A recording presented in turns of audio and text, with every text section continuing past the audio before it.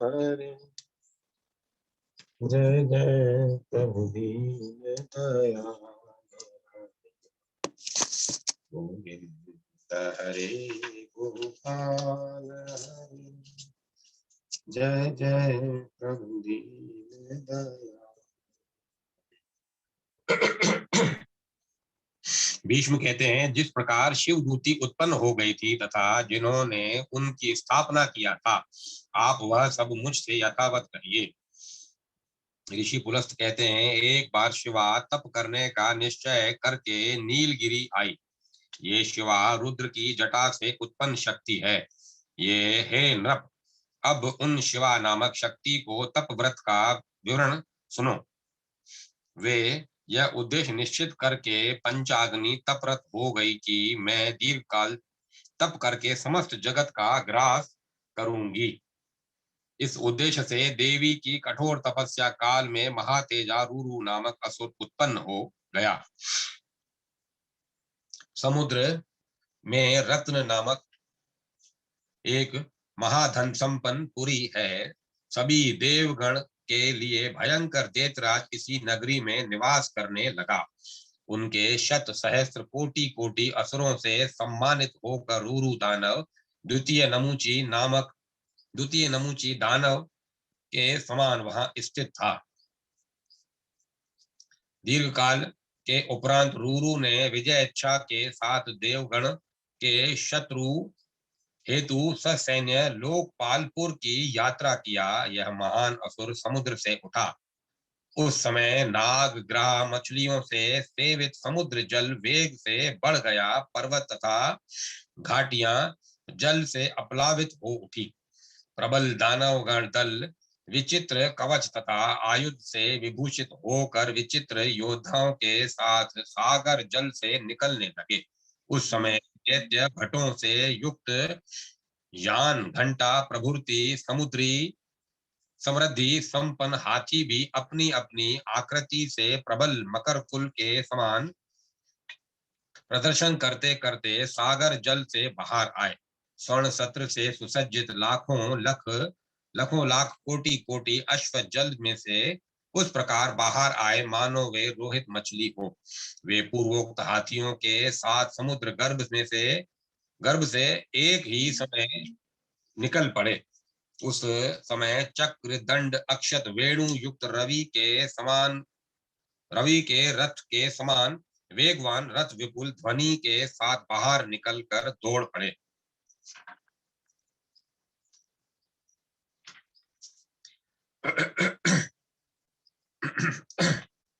उनकी पताका श्रेणी फहराने लगी। विशिष्ट अस्त्रधारी योद्धा लोग नौका से समुद्र पार करने हेतु रुक गए।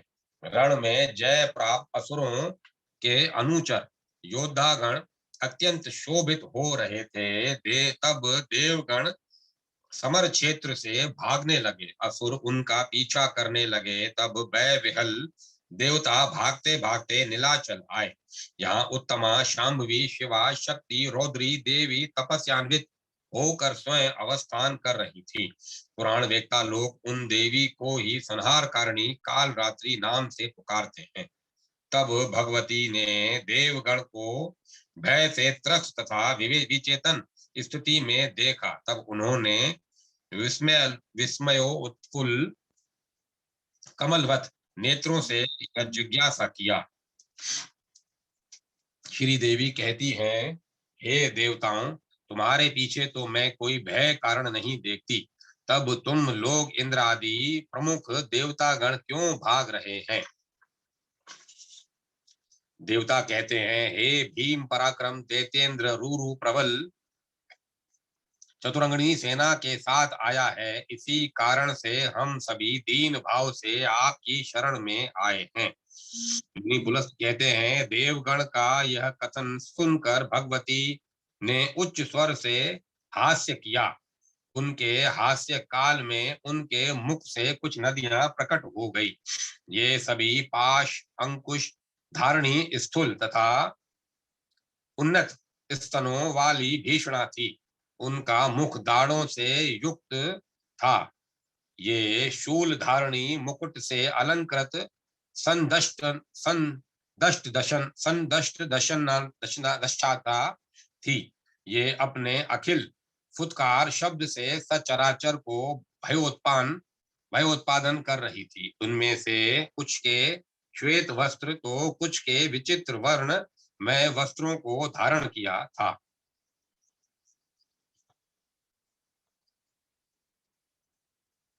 किसी ने सुनील वर्ण का वस्त्र धारण किया था। इस इनमें से कोई कोई रक्तपान लोलुपा थी। इन नारी गण के नाना प्रकार के मुख, नाना वेश तथा नाना रूप एवं नाना देह थे। देवगण के लिए ये भयंकर नहीं थी। तब देवी ने इन स्त्रियों के साथ घिरे रहते देवगण से कहा, हे देवताओं, तुम लोगों को भय नहीं है। जैसे ही देवी ने यह कहा ही था, तभी चतुरंग सेना एक के साथ दानवगण देवताओं को खोजते खोजते वहां नील पर्वत पर आ गए। दैत्यों के समक्ष देवी तथा देवताओं की सेना थी, जिसे देखकर दानव ठहरो ठहरो कहते वहां पहुंच गए। तब देवी तथा दानवों के बीच महाभयंकर युद्ध आरंभ हो गया। देवी ने रोषग्रस्त होकर नाराज अस्त्र से दैत्यों का देह विद्ध कर दिया। जैसे दंड के आघात से सांपों की दशा होती है, तदनुरूप दानव भूतल पर लुठित होने लगे। शक्ति प्रहार से देवी ने उनका हृदय विदीर्ण किया, गदा घात से वक्ष स्थल विदीर्ण कर दिया, कठोर तथा मूषल के प्रहार से मस्तक चूर चूर कर दिया। त्रिशूलाग्र भाग से दानवों का पेट फाड़ दिया तथा उत्तम तलवार के प्रहार से दानवों का गला काट दिया। इस प्रकार दानवों के रथ, अश्व, हाथी तथा पैदल सैन्य दल धरातल पर गिरने लगे। अब रूरू दानव को छोड़कर उसकी सैन्य के सभी दानव समरशैया पर शयन करने लगे, मृत हो गए। अपने सैन्य दल को नष्ट हो गया देखकर अब रूरू दानव ने दानवी माया वहां फैलाया। इस माया के कारण वहां देव देवी गण सम्मोहित हो गए। यह देखकर भगवती ने महाशक्ति द्वारा रूरू दानव पर प्रहार किया। इस प्रकार दैत्य के ताड़ित होते ही उसकी तामसी माया दूर हो गई। तामसी माया नष्ट होते ही रूरू दानव पाताल में भाग गया। देवी परमेश्वरी अत्यंत क्रोधित होकर अन्य देवियों के साथ दानव का पीछा करते करते उसके सामने उपस्थित हो गई। इससे दानव राज रूरू भयभीत होकर आगे आगे भागने लगा। तभी देवी भगवती परमेश्वरी ने अपने नखाग्र से उसका मस्तक काट दिया तथा उसका चर्म लेकर प्रबल कन्या सैन्य के साथ वेग पूर्वक पाताल से निकलकर पुष्कर आ गई। जब रूरू के चर्म एवं उसके मुंड को लिए देवी को देवगण ने देखा, तब वह विस्मय में रह गए। अब परमेश्वरी उस अवस्था में आकर तत्काल अपने तपस्थल पर बैठ गई। उस समय इन देवी के मुख से उत्पन्न अन्य देवियां देवी के चारों ओर आई। वे भूख के कारण अव्यग्र भाग से भगवती से प्रार्थना करने लगी। देवी गण कहती है, हे देवी, हम सब भूखी हैं, हमें उत्तम भोजन प्रदान करिए। ऋषि पुलस्त कहते हैं, इन देवी गण का कथन सुनकर भगवती परमेश्वरी ने उनके भोज्य के विषय में विचार किया। अनेक विचार करने पर भी भगवती उनके भोजन के संबंध में कोई निश्चय नहीं कर सकी। तब भगवती ने साक्षात पशुपति रुद्रदेव का चिंतन किया। अब देवी के ध्यान में परमात्मा त्रिलोचन प्रकट हो गए और कहा, हे देवी महामाये, तुम अपना कथन किन्वा मनोगत भाव मुझसे कहो। शिवदूती भगवती कहती है, हे देव, आप बकरे के रूप में विद्यमान हैं। आप बकरे के रूप में विद्यमान है, तथापि ये देवियां वांछित भय भक्ष्य रूप में सादर बकरे का ही भक्षण करेंगी। हे देवेश, आप इनके भक्षणार्थ किंचित प्रदान करें, अन्यथा ये देवी गण भक्ष की याचना करते मुझे ही शूल से विद्ध करेंगी अथवा एक ही ग्रास में खा जाएंगी। मुझे इस परिस्थिति में देखकर आप शीघ्र इनके भक्ष का निर्देश करिए। रुद्रदेव कहते हैं, हे शिवदूती, योगांतर में जो घटित हुआ था वह कहता हूं। मेरे अनुचर लोगों ने गंगा द्वार में एक यज्ञ, दक्ष यज्ञ ध्वंस किया था। तब यज्ञ भी मृग रूपी होकर भाग गया। मैंने उसे बाणों से उसे विद्ध किया था, जिससे मृग रुधिर पलावित हो गया। तब देवता ने अजगंध नाम प्रदान कर दिया। हे देवी, जो भी हो, हे महाप्रभे, काल रात्रि मैं इन सब के उत्तम भोजनार्थ निर्देश देता हूं, सुनो। जो गर्भिणी नारी अन्य नारी अथवा पुरुष का वस्त्र पहने, हे वरारोहे, मैं उस नारी को इनमें से किसी किसी के भाग स्वरूप निर्दिष्ट करता हूं। वे इस नारी के 1 वर्ष तक के बालक को बलात् ग्रहण करें तथा उसका भोजन करें। अन्य सभी सूती का ग्रह के छिद्र कमी का अन्वेषण करती तथा जात हारणी होकर वहां निवास करे। जो नारी गण ग्रह में, क्षेत्र में, तड़ाग में, उद्यानों में नित्य रोते रोते रहती है, इन देवी गण में से अन्य उसके देहस्थ होकर तृप्ति लाभ करें। शिवदूती कहती हैं, आपने प्रजा पीड़न रूप कुत्सित आहार दान किया है, जा मंगलदायक दान है, वह आपने नहीं समझा। हे शंकर, आपके लिए यह उचित नहीं है कि ऐसे लज्जाकर तथा प्रजा पीड़क दान इन देवियों को दिया जाए। रुद्रदेव कहते हैं, पूर्व में अवंती क्षेत्र में मैंने जब स्कंद को सुख संपन्न किया था, तब उनका चूणाकर्म संपन्न कर देने पर मातृगण ने आकर अपूर्व भक्ष्य पदार्थ प्रस्तुत किया था। देवलोक तक से ब्रह्मा आदि सुर सत्तम लोग, अन्य देव गंधर्व अप्सरा यज्ञ गुहाक मेरु आदि पर्वत, गंगादि नदियां, समस्त गज नाग सिद्ध पक्षी डाकनी बेताल तथा सभी ग्रह मातृगण के ग्रह में वह भक्ष्य भोजनार्थ आए। हे देवी, उसे और क्या कहूं। ब्रह्मा की सृष्टि में जो कुछ वस्तु है वह सब उनको स्वेच्छा से भोजनार्थ प्रदान किया गया था। शिवदूती कहती हैं, इन देवी गण के लिए भी आप स्वर्ग दुर्लभ भोज्य दीजिए।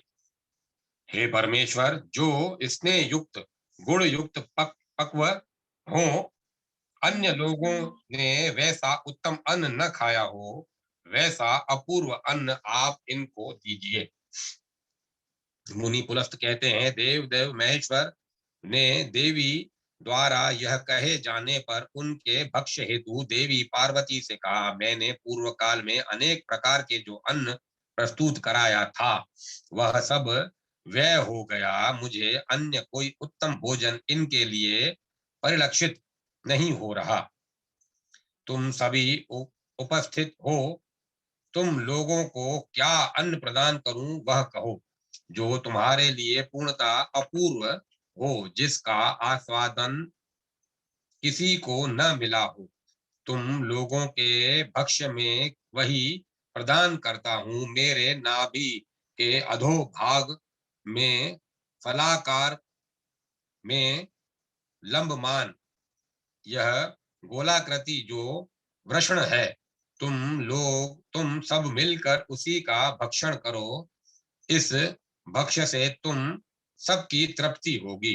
पुलस्त मुनि कहते हैं, तब देवियों ने यही महाप्रसाद लाभ किया और शिव को प्रणाम करके उनके समक्ष स्थित हो गईं। तब देवी ने उनसे कहा, जो मनुष्य हास्य के बिना ही शुभ कार्य के सभी अनुष्ठान करेंगे, उनको धन, पशु, स्त्री, पुत्र, ग्रहादि अन्य सब वांछित मैं प्रदान करूंगा।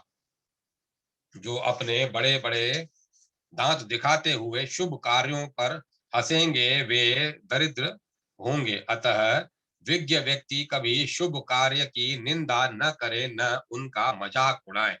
तुम सभी इस लोक में मात्र नाम से प्रसिद्ध रहोगी। जो वृषण के साथ चने की पुरी अपूप का उपहार देकर कामुदी कृत्य करेंगे, उनके बंधुगण स्वजन तथा वंश का उच्छेद नहीं होगा।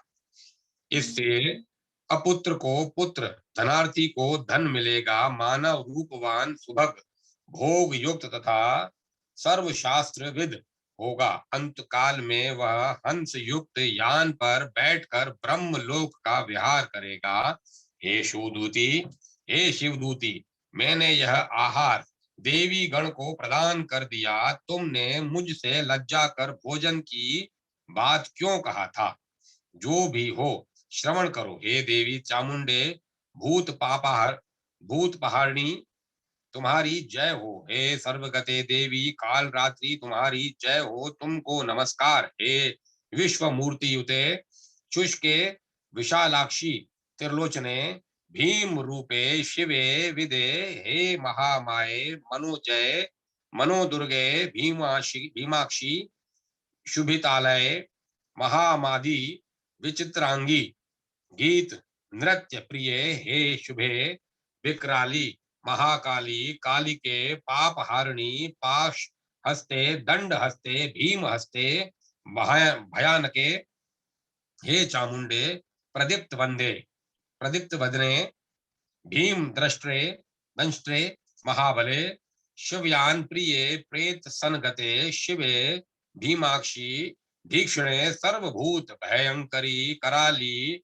विकराली महाकाली करालिनी, काली कराल विक्रांते काल रात्रि को मेरा नमस्कार है। हे देवी तुम सर्वशास्त्र धारणी सर्वशस्त्र धारणी हो। हे देवी तुमको बारंबार नमस्कार है। इस प्रकार परमेष्टि रुद्रदेव ने शिवदूती की स्तुति किया, जिससे परमा देवी ने संतुष्ट होकर कहा, हे देवेश, आपकी जो इच्छा हो वह वर ग्रहण करें। रुद्रदेव कहते हैं, हे देवी, वरन ने जो यह स्तोत्र पाठ करेंगे तुम उनको वर प्रदान करना। हे देवी तुम सर्वगता हो जाओ। इस पर्वत पर आरोहण करके जो मनुष्य भक्ति भाव से तुम्हारी अर्चना करेंगे वे पुत्र पौत्र तथा पशु युक्त होकर समृद्धि संपन्न हो जाएंगे। जो मनुष्य भक्ति भाव से यह समुद्र स्तोत्र पाठ करेगा वह सर्वपातक रहित होकर परम निर्वाण लाभ करेगा। जिस राजा का राज्य चला गया वह पवित्र भाव से यदि नियम पूर्वक अष्टमी, नवमी किंवा चतुर्दशी के दिन 1 वर्ष तक उपवास करेगा तब उसे निष्कंटक राज्य मिलेगा। ये ज्ञानान्विता शक्ति ही शिवदूती नाम वाली है। हे नृप, जो इसे नित्य परम भक्ति के साथ सुनेगा वह सर्वपातक रहित होकर परम निर्वाण लाभ करेगा। जो व्यक्ति पुष्कर जल में स्नान करके भक्ति के साथ इसका पाठ करेगा उसे ऊपर कहे गए सभी फलों की प्राप्ति होगी। अंत में वह ब्रह्म चक्र में विहार करेगा। हे पार्थिव भीष्म, जो इसे घर में लिखित करके रखेगा वह विषम अग्नि भय तथा चौराधि भय से बचा रहेगा। जो व्यक्ति पुस्तक में लिखित इस वृतांत से की भक्ति भाव से पूजा करेगा उसे चराचर त्रिलोक के आयत होगा। वह प्रचुर पुत्र धन धान्य श्रेष्ठ स्त्री रत्न अश्व गज भृत्य शीघ्र प्राप्त करेगा। जिस ग्रह में यह प्रसंग लिखा रखा होगा वहां ये सभी वस्तु अवश्य प्राप्त होंगी। 31वां अध्याय समाप्त हुआ। द्वात्रिंशो अध्याय प्रेत प्रचक वर्णन। प्रथु ब्राह्मण का 5 प्रेतों से समागम, प्रेतत्व प्रदान करने वाले कर्मों का वर्णन, सरस्वती तीर के महत्व का वर्णन, शुद्ध वट के पास वियोग वापी के महत्व का वर्णन। भीष्म कहते हैं, हे महामती, किस कर्म विपाक से प्रेतत्व मिलता है, क्या करने से उससे छुटकारा मिलेगा, कृपया कहिए। मुनि पुलस्त कहते हैं, हे नृप प्रवर, जिसे सुनकर व्यक्ति को पुनः मोह प्राप्ति नहीं होती, मैं वह वृतांत तुमसे कहता हूँ। जैसे प्रेतत्व होता है तथा उससे मुक्ति मिलती है, वह सुनो। देवता भी घोर नरक जाते हैं।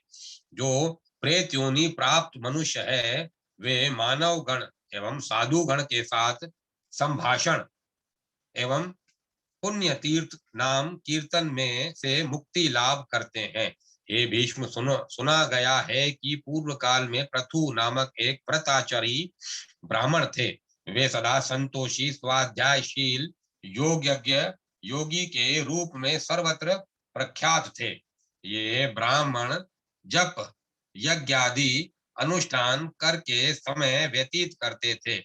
वे क्षमा, दया युक्त, तत्वेता, अहिंसा निरत, मृदु प्रकृति, ब्रह्म योनिष्ठ, तप, भोग युक्त, पितृ कार्य एवं वैदिक कर्म से में निरत, परलोक से डरने वाले, सत्य वाक्य प्रिय, मधुर भाषी, अतिथि पूजक, इष्ट पूर्ता, कर्मनिष्ठ, सुख दुखई, स्व कर्म ज्ञाता एवं स्वाध्याय कर्म में लगे रहते थे। गृहस्थाश्रम में रहते रहते संसार जप के निमित्त कर्म करते करते उनके अनेक वर्ष व्यतीत हो गए। एक बार वे तीर्थ पर्यटनार्थ कृत संकल्प हो गए। उन्होंने विचार किया कि मैं पुण्यमय तीर्थ जल में यह शरीर प्रक्षालित करूंगा। यह विचार करके ब्राह्मण ने सूर्योदय में पुष्कर तीर्थ में स्नान करके जप तथा नमस्कार किया। तदंतर वे पुनः पथ पर चलने लगे। वे जाते जाते एक पक्षी गण से रहित, कांटे के वृक्षों से भरे निर्जन वन में पहुंचे। उन्होंने वहां अपने सामने अति भीषण 5 पुरुषों को देखा। वे पाप मूर्ति, विकृताकार, भयंकर पुरुष थे। उनको देखकर उनका हृदय तनिक संत्रस्त हो गया। वे निश्चल भाव से वहां रुक गए। तदंतर उन्होंने धैर्य का अवलंबन करके भय त्याग कर मधुर वाक्य में उनसे पूछा कि तुम लोग कौन हो, क्यों ऐसे विकृत हो, किस प्रकर्म के कारण यह आकार मिला है, तुम सब ने यह आकृति कैसे पाया, इस समय कहाँ जा रहे हो। प्रेतगण कहते हैं, हम क्षुधा पिपासा से पीड़ित, महान दुख से पतित,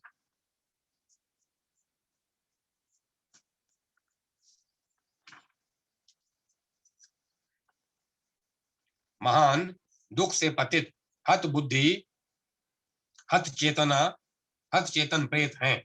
हम दिक विदिक, भूतल, आकाश, स्वर्ग आदि कुछ नहीं जानते। इस समस्त दुख के में मात्र यही सुख है कि सूर्योदय देखकर हमें इस समय प्रभात काल प्रतीत हो रहा है। हम लोगों का नाम क्रमशः है पर्युषित, सूचीमुख, शीघ्रग्र, शीघ्रग्र, रोहक तथा लेखक। ब्राह्मण कहते हैं, जो कर्मानुसार प्रेत होते हैं, उनके नाम विकृति का क्या कारण है।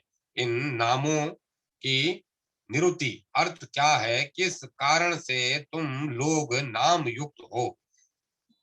प्रेत कहते हैं, वे एक एक करके कहने लगे, मैं सर्वदा स्वादु वस्तु खाता था, ब्राह्मण को बासी वस्तु देता था, तभी मेरा नाम पर्युषित है।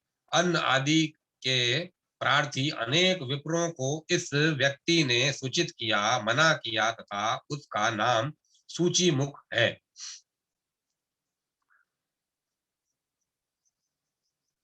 हे दुजुस्तम, क्षुधित ब्राह्मण द्वारा याचना करने पर मैं वहां से शीघ्रता से भाग जाता, तभी मेरा नाम शीघ्रग्र है। यह व्यक्ति ब्रह्मा के भय से कि कहीं वे आकर मांग न बैठे, वह व्यक्ति ब्रह्म के भय से कि कहीं वे आकर मांग न बैठे, यह ग्रह के ऊपरी भाग में रहकर स्वादु द्रव्य भक्षण छिप कर करता था, तभी इसका नाम रोहक। यह 5 व्यक्ति हैं। यह याचना करने पर मौनी रहता, भूमि पर लिखता रहता, तभी यह लेखक नाम है।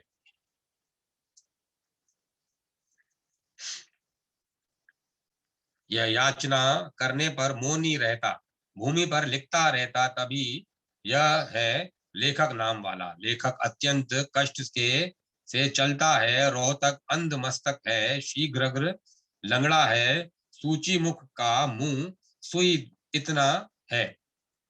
यह परुषित लंबी ग्रीवा वाला, लंबोदर लंबे होष्ट वाला तथा वृद्ध वृक्षण है, अपने अपने पाप से ऐसा हो गया है। आपसे हमने सकारण अपना वृतांत कहा, यदि आपकी श्रद्धा हो तब और जिज्ञासा करिए, हम उत्तर देंगे। ब्राह्मण कहते हैं, पृथ्वी के सभी प्राणी आहार मूलक है, अतः तुम लोगों का आहार तुम लोगों के आहार का प्रकार सुनना चाहते हैं। प्रेतगण कहते हैं, हमारा सर्व प्राणी निंदित प्राणी निंदित आहार तत्व श्रवण करिए।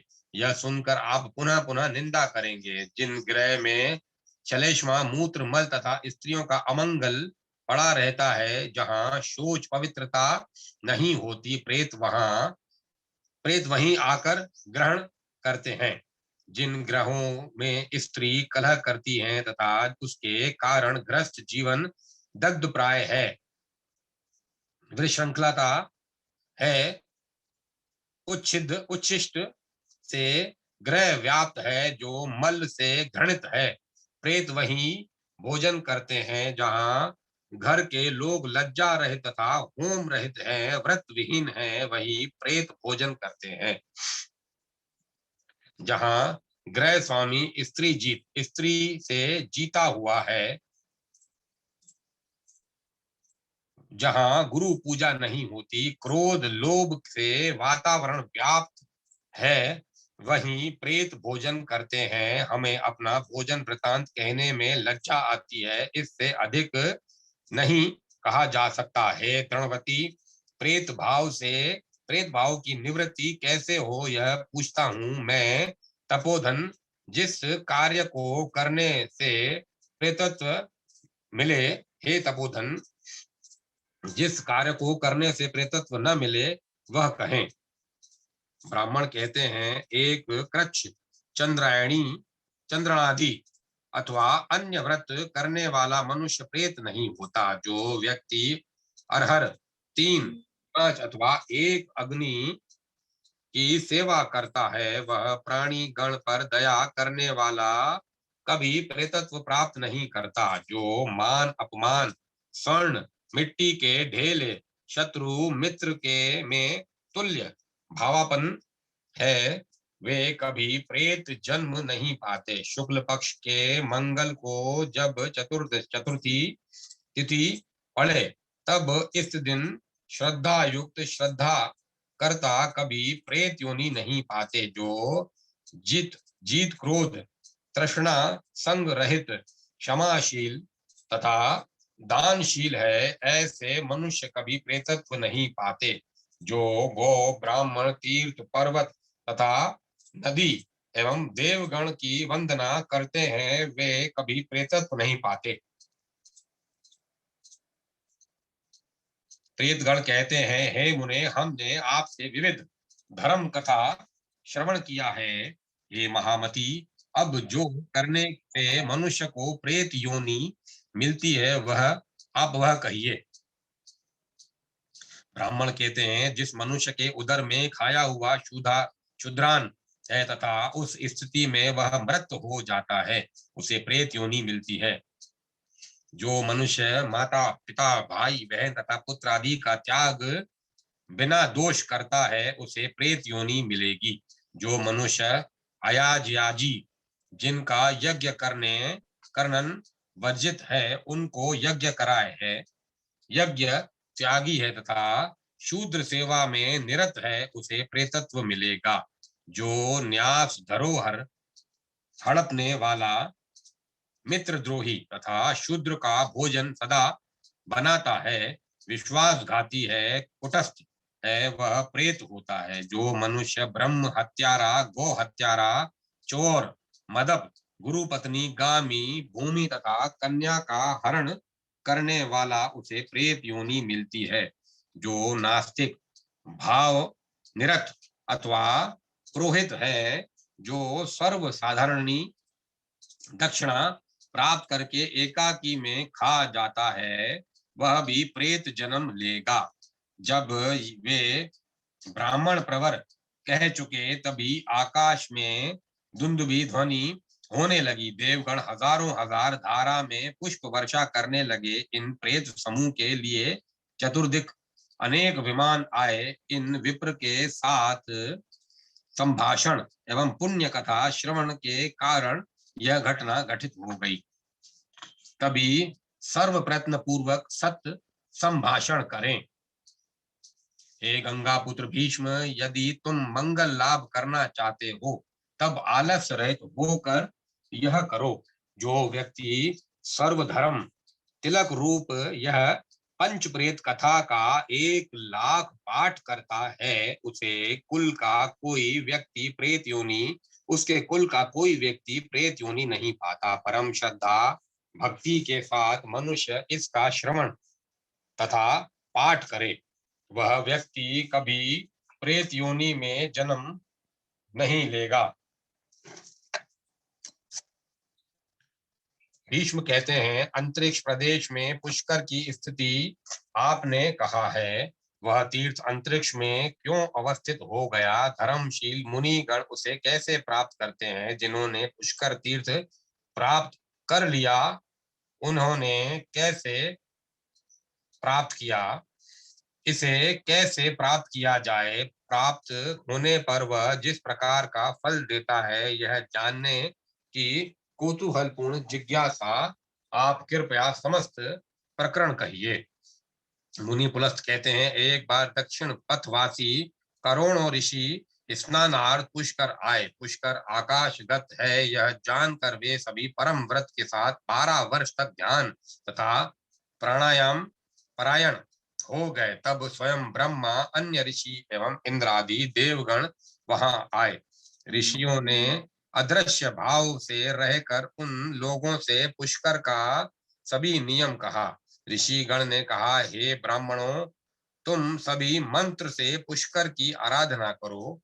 आपो आपोहिष्टा इत्यादि मंत्र लय मंत्र तय से पुष्कर सन्निहित होकर अगमर्षण जप द्वारा फल देंगे। इन विप्रों ने दक्षिणा पथवासी सभी विप्रगण ने ऋषि वाक्य समाप्त होते ही वही किया। ये सभी ब्राह्मण धर्मशास्त्र में ग्रहित होकर भी इस कार्य से पवित्र हो गए तथा दक्षिण देशस्थ ब्राह्मणों में उनको श्रेष्ठ माना गया। इसके अतिरिक्त अन्य पर्वतीय ब्राह्मण तो श्राद्ध से के निमंत्रित होने योग्य भी नहीं थे। हे राजन, इस कारण से पुष्कर तीर्थ आकाशगत हो गया। कार्तिक मास में पुष्कर स्नान से पवित्रता मिलती है। उस समय ब्रह्मा के द्वारा पुष्कर तीर्थ सबके लिए पुण्यप्रद हो जाता है।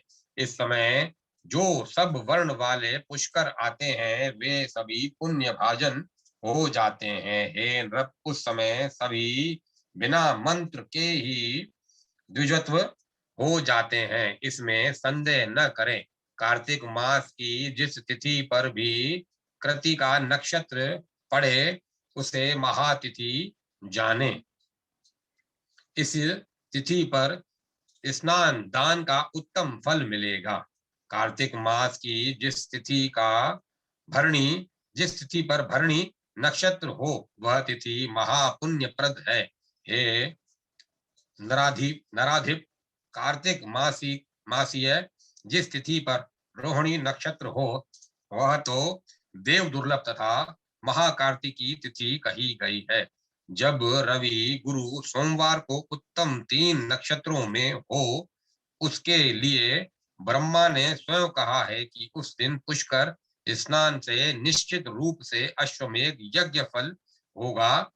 उन योग वाली तिथियों पर वहां पितृ तर्पण करने से वह अक्षय फलप्रद होगा।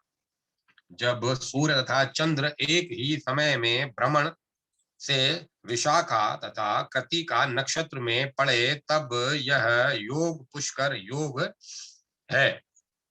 ऐसा योग पुष्कर तीर्थ में दुर्लभ है।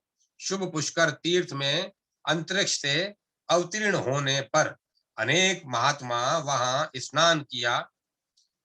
शुभ पुष्कर तीर्थ के अंतरिक्ष में अवतीर्ण होने पर अनेक महात्मा वहां स्नान किया। उन सब ने इस स्नान फल से महासमृद्धि प्रद लोक प्राप्त किया। उन्होंने कृत किंवा अकृत पुण्य की प्रार्थना नहीं किया। हे राजन, यह मैंने आपसे सत्य कहा। पृथ्वी पर पुष्कर श्रेष्ठ तीर्थ है। उसकी उपेक्षा परम पुण्य तीर्थ जगत में अन्य नहीं है। विशेषतया कार्तिक मास में पापहारिणी पुण्य सरस्वती नदी उदुम्बर वन से पुष्कर में आती है। इस नदी के द्वारा मुनिगण सेवित पुष्कर हृदय पूर्णतः भर जाता है। पुष्कर के पास दक्षिण में एक पर्वत शिखर है। उस शिखर का रंग नील अंजन पुंज के समान है। वहां प्रचुर हरितिमा विद्यमान है। सरस्वती नदी द्वारा वह आकाशस्थ मुनि सेवित पुष्कर के समान प्रतिभात होता है तथा आकाशगत वर्षा से के मेघवृंद के समान उच्च है। यह शिखर कदम्ब तथा कुटज अर्जुन वृक्षों के गंध से भूषित है। वह पर्वत सूर्य के रथारोहण करने वाली सीढ़ियों के समान स्थित है। उसके चारों ओर मनोहर बिल्व वृक्ष अवस्थित हैं। उनमें लगा श्रीफल रमणी गण के सनिग्ध पुलकित स्तनों के समान विराजित है। वहां पर भ्रमर कुल का गुंजार होता रहता है। कोकिलों के कुंजन का मधुर शब्द तथा मयूरों का के कारव होने के कारण वह स्थान इन ध्वनियों से समाकुल रहता है। वहां मनोहर श्रंख से उत्पन्न होकर यह पुण्य में जल प्रदा ब्रह्म नंदिनी नदी वंश स्तंभों से होते विपुलाकृति होकर उत्तराभिमुख प्रभावित होती है। इस प्रकार वह नदी कुछ दूर जाकर पंचाभिमुख हो जाती है। वहां से यह नदी रूपा देवी प्रसन्न होकर अपना अंतर ध्यान रूप त्याग देती है तथा प्राणी गण के प्रति कृपापूर्ण अंतःकरण से प्रकट होकर अवस्थित हो जाती है। ब्रह्मदेव का कथन है कि कनका, सुप्रभा, नंदा, प्राची, सरस्वती यह पंच स्तोत्रा नदी पुष्कर में प्रवाहमान है। इसमें सरस्वती तट पर सभी सुरमय तीर्थ तथा देव मंदिर विराजमान है। मुनि गण तथा सिद्धगण इन तीर्थ यात्रियों के चारों ओर निवास करते हैं। उन तीर्थों में सरस्वती ही धर्म का हेतु रूप है। इस सरस्वती जल में स्नान करके मनुष्य कुछ दान करें, यह वह दान अक्षय रूप हो जाता है। मुनि गण धान्य एवं तिल दान को श्रेष्ठ दान कहते हैं। जो मनुष्य इन तीर्थों में धान्य एवं तिल का दान करता है, उसके लिए यह दान परम धर्म लाभ का कारण हो जाता है। जो स्त्री किंवा पुरुष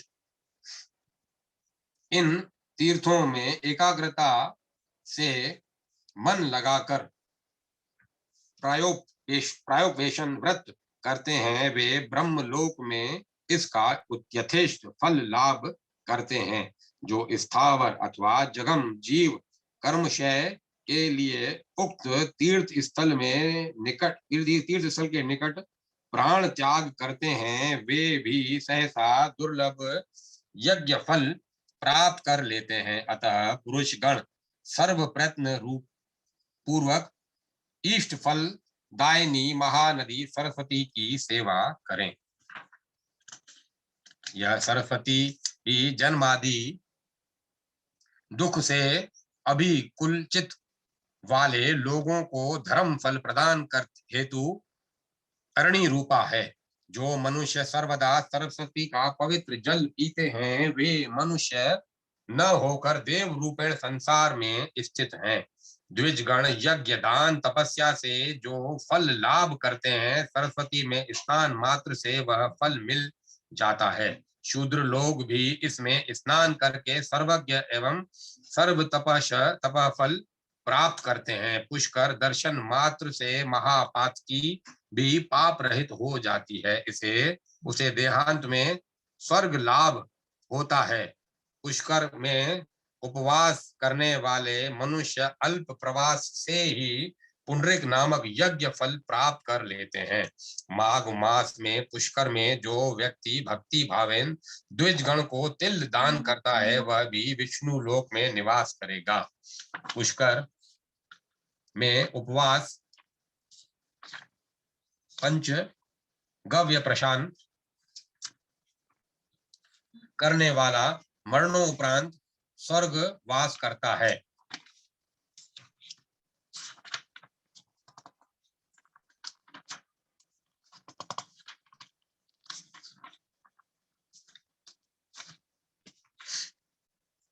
जो तस्कर जाति वाले पुष्कर के समीप रहते हैं वे भी तीर्थ की कृपा से स्वर्ग लाभ प्राप्त करते हैं। जो शूद्र व्रती मनुष्य वहां दिन रात उपवास करके ब्राह्मण गण को धन दान करते हैं वे ब्रह्म शक्ति में हो जाते हैं। वे मरणांत में पद्मासन तथा चतुर्भुज रूप होकर यान में आरोहण करते हैं तथा ब्रह्मा के साथ पुनरुत्पत्ति रहित सुयोज्य गति का लाभ करते हैं। जहाँ आकाश उत्पन्ना सरिताओं में श्रेष्ठ सरस्वती को देखने की इच्छा से उसमें गंगा मिल गई। जो मानव इस गंगोदघेद तीर्थ जाकर वहां सुर सिद्ध विद्याधर सेवित पवित्र सारस्वत जल अंजलि में लेकर पीता है उसे परम पद की प्राप्ति हो जाती है। सरस्वती के पूर्व सरस्वती ने पूर्व की ओर देखकर कहा, हे सखी गंगे, मैं तुम्हारे द्वारा नियुक्त होकर एकाकी असहाय अवस्था में कहाँ जाऊं। तब गंगा ने सरस्वती को रुदन कर तथा शोक कुल दीन मानसा देखकर उसके नेत्राशुओं को पोंछकर तथा सरस्वती का आलिंगन करके कहा। गंगा कहती है, हे महाभागे, पृथ्वी पर तुम्हारा यह कार्य दुष्कर है, अन्य कोई यह देव कार्य नहीं कर सकता है। महाभागे, तभी तुमको देखने देवता आते हैं। तुम वाक्य मन शरीर एवं कर्म से इनकी अर्चना करो। गंगा का यह कथन सुनकर सरस्वती सविधि देवगण की पूजा करके सखी गंगा के साथ सम्मिलित हो गई। यह ज्येष्ठ था मध्यमा संगम विश्व विश्रुत है। तब पुलस्त्य कहते हैं, सरस्वती पंचान्मुखी हो गई तथा जानवी उद्दंड मुखी हो गई। इस प्रकार वे प्रभावित होती हैं। तदंतर सभी देवगण पुष्कर आए। इन लोगों ने इस दुष्कर कर्म को जानकर उनका सत्वन किया। यह गंगा तथा सरस्वती दोनों का सतव है। देवगण कहते हैं, हे देवी, तुम ही बुद्धि मति लक्ष्मी विद्या परागति श्रद्धा परमा निष्ठा बुद्धि मेघा रति क्षमा सिद्धि स्वधा स्वाहा पवित्र मन महत हो। इसके अतिरिक्त तुम संध्या रात्रि प्रभा भूति मेघा श्रद्धा सरस्वती यज्ञ विद्या महाविद्या गुहा विद्या शोभना आनविशी की वार्ता तथा दंड नीति हो। हे पुण्य जलमयी, तुमको नमस्कार है। हे सागर गामिनी, तुमको प्रणाम है। हे पाप नाशनी जगत प्रिया देवी प्रिय देवी, तुमको नमस्कार है। पुलस्त मुनि कहते हैं, इन स्वार्थी देवगण ने इस प्रकार स्तुत इन स्वार्थी देवताओं से इस प्रकार स्तुत होकर वे दिव्या देवी सरस्वती पूर्वमुख होकर अवस्थान करने लगी। सर्व तीर्थमयी सरस्वती के सभी देवगण के साथ अवस्थित होने पर बुद्धिमानों ने ब्रह्मा के कथनानुसार उनको प्राची सरस्वती नाम प्रदान किया। यही शुद्ध भट्ट नामक प्रेतात्म पितामह तीर्थ भी है। इसके दर्शन मात्र से महापापी भी विशुद्ध होकर ब्रह्मा के समीप भोगी जन इसिप्त सभी भोगों को प्राप्त करते हैं। जो श्रेष्ठ पुरुष यहाँ प्रायोपवेश करते हैं वे मृत होने पर ब्रह्मयानारूढ़ होम भय रहित स्थित में स्वर्गगामी होते हैं।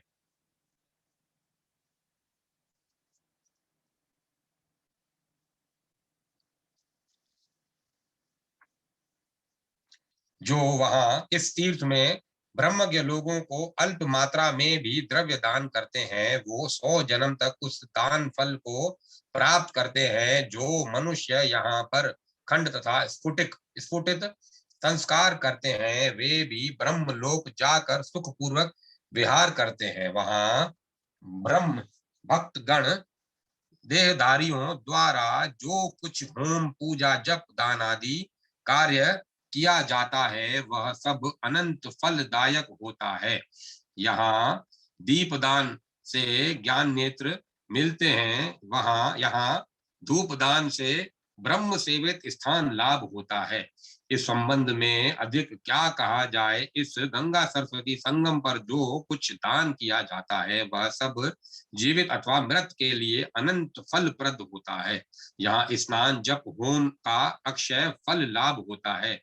रामचंद्र ने यहाँ आकर पिता दशरथ के लिए मार्कंडेय की आज्ञा से श्राद्ध पिंड दान किया था। यहाँ एक चौकोर वापी है, वहां जो मनुष्य पिंड देते हैं वे सभी हंस युक्त विमान पर बैठकर स्वर्ग जाते हैं। यज्ञ विधों में श्रेष्ठ ब्रह्मा ने इसी वापी के तट पर पितृमेघ किया था। इस यज्ञ को उत्तम दक्षिणा दान द्वारा समाप्त किया गया। वसुगण, पितृगण, रुद्रगण, पितामह गण तथा आदित्य गण प्रपितामह रूपेण कल्पित है। ब्रह्मा ने इन त्रिविध देवताओं का आवाहन करके पुनः कहा, आप लोग इसी स्थान पर रहकर सर्वदा पिंडदान आदि ग्रहण करें। वहां जो कुछ पितृ कार्य करा जाएगा तभी अनंत फलदायक होगा। पिंडदान के पितृ एवं पितामह यहाँ पिंडदान तथा तर्पण से तृप्त होकर स्वर्ग जाते हैं। अतः सब कुछ त्याग करके पुत्र लाभ पितृगण की तृप्ति हेतु प्राचीन में पिंड दें। पुत्रगण यत्नतः पिंडदान करके समस्त पितरों का तर्पण करें।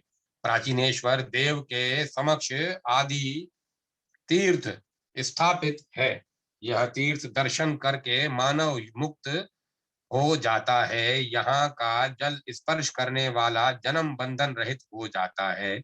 यहाँ स्नान से वह व्यक्ति ब्रह्मा का अनुचर होकर रहेगा। यहाँ आदि तीर्थ में स्नान करके व्यक्ति अल्प मात्र अन्न प्रदान करेगा। इतने से ही उसे स्वर्ग की प्राप्ति होगी। जो मनुष्य यहाँ स्नान करके ब्रह्म भक्त लोगों को धन बांटे, खिचड़ी अथवा स्वर्ण दान करके अप्यायित करे, ऐसा दानी स्वर्ग में सुख पूर्वक विहार करेगा। जहां पर प्राची सरस्वती विद्यमान है वहां मनुष्य अन्य तीर्थ क्यों खोज रहा है। सरस्वती नदी को पाकर स्नान के किसी नियम का पालन नहीं करता है। रात अथवा दिन जिस किसी भी काल में भोजन किए हुए अथवा बिना भोजन किए जिस किसी भी अवस्था में स्नान करे वह तीर्थ सभी तीर्थों से प्राचीन तथा उत्तम तीर्थ है। यह प्राणी गण हेतु पापहारी है एवं पुण्यप्रद है। जो भावित आत्मा मनुष्य वहां स्थान उपरांत यथाशक्ति जनार्दन की पूजा करते हैं, वे स्वर्ग गमन करते हैं। महर्षि मार्कंडे